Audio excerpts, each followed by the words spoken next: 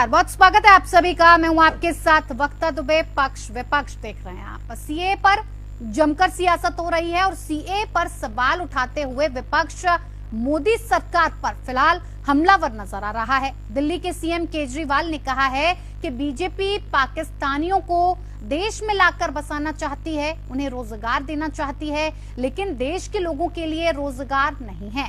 CM Arvind Kejriwal ने CAA को लेकर कहा कि केंद्रीय मंत्री अमित शाह ने सीएए पर कोई जवाब नहीं दिया, सिर्फ मुझे ही गालियां दी हैं। और इससे पहले अमित शाह ने कहा था कि केजरीवाल आपा खो चुके हैं, विपक्ष को तुष्टीकरण की राजनीति बंद कर देनी चाहिए। केजरीवाल रोहिंग्या का विरोध क्यों नहीं करते? ये वार पलटवार बता रहे हैं कि विपक्ष को चुनाव से पहले सियासत का बड़ा मौका मिल गया। लेकिन सवाल है कि क्या सीएए पर विपक्ष मुसलमानों के बीच भ्रम फैला रहा है? सरकार जब कह चुकी है कि सीएए नागरिकता देने का कानून है, नागरिकता छीनने का नहीं, तो फिर विपक्ष क्यों सीए के लेकर मुसलमानों को डरा रहा है? क्यों विपक्ष सीए के बाद एनआरसी का भय दिखा रहा है? इसी तमाम सवालों के जवाब लेंगे। खास मेहमान हमारे साथ जुड़ेंगे।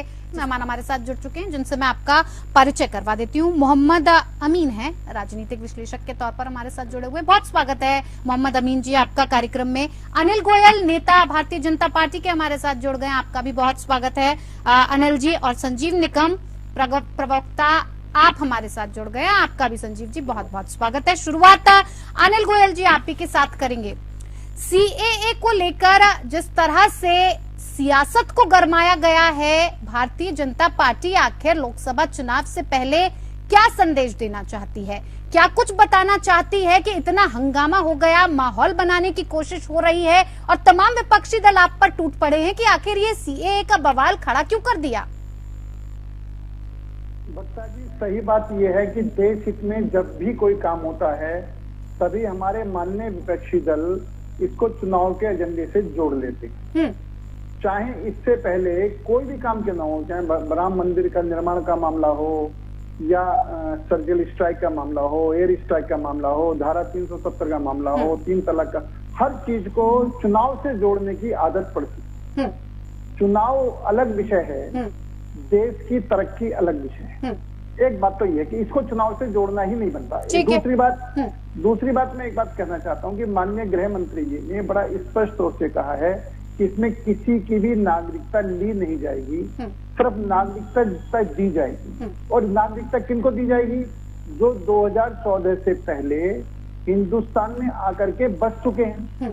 और कब से है ये? जब से देश का विभाजन हुआ है। अखंड भारत में रहने वाले जो लोग हैं, जो प्रताड़ित हैं और वो हिंदुस्तान में आ चुके हैं और 20, 30, 40, 50, 60, 70 साल से रह रहे हैं, उनको नागरिकता देने का सवाल है।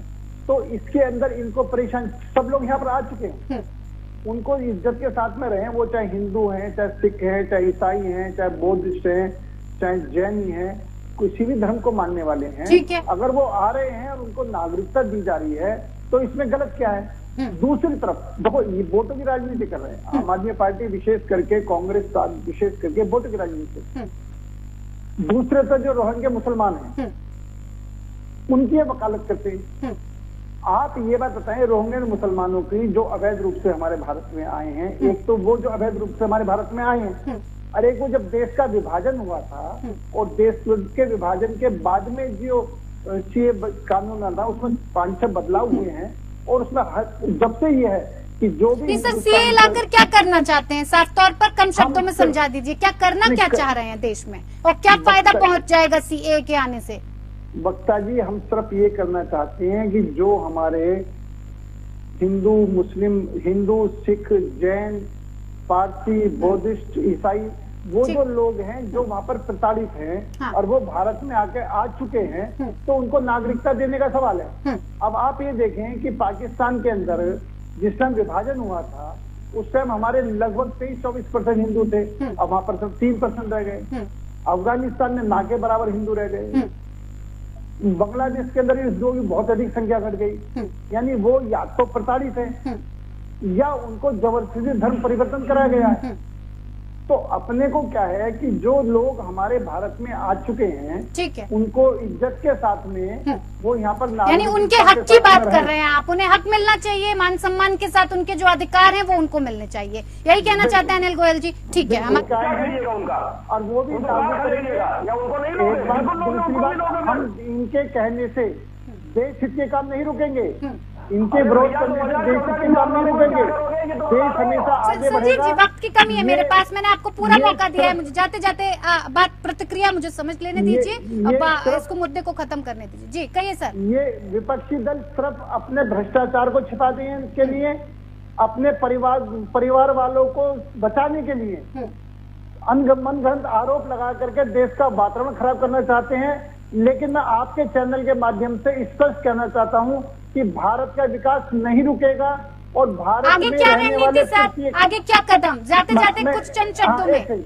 भारत के प्रत्येक नागरिक को पूरा ख्याल रखा जाएगा और उसको तरक्की के पूरे अवसर दिए जाएंगे निश्चित तौर पर। दूसरी बात यह है कि देश हित के अंदर, देश के नागरिकों के हित के अंदर जो भी फैसले होंगे वो फैसले लिए जाएंगे, लेकिन उस फैसलों का मेन बिंदु होगा कि हमारे हिंदुस्तान के रहने वाले प्रत्येक भारतवासी का लाभ। कुल मिलाकर अपनी सियासत को, अपनी वोट बैंक की राजनीति को चमकाने के लिए तमाम विपक्षी दल अब मुसलमानों को निशाना बना रहे हैं और तमाम तरीके के ऐसे बयान भी अब सामने आ रहे हैं जो ये पुख्ता करते हैं कि चाहे वो ममता बनर्जी हो या फिर दिल्ली के मुख्यमंत्री अरविंद केजरीवाल की भाषा का प्रयोग आप देख लीजिए कि जिस तरह से उन्होंने सीए को लेकर तमाम भ्रम फैलाने की कोशिश की है, लेकिन उससे साफ तौर पर ये समझा जा सकता है कि ये कुछ नहीं सिवाय लोकसभा चुनाव में राजनीति को कैसे चमकाया जाए इसका एक पैंतरा है। फिलहाल बहुत बहुत धन्यवाद आप सभी मेहमानों का हमारे साथ इस खास कार्यक्रम में जुड़ने के लिए। पक्ष विपक्ष में इतना ही, नमस्कार।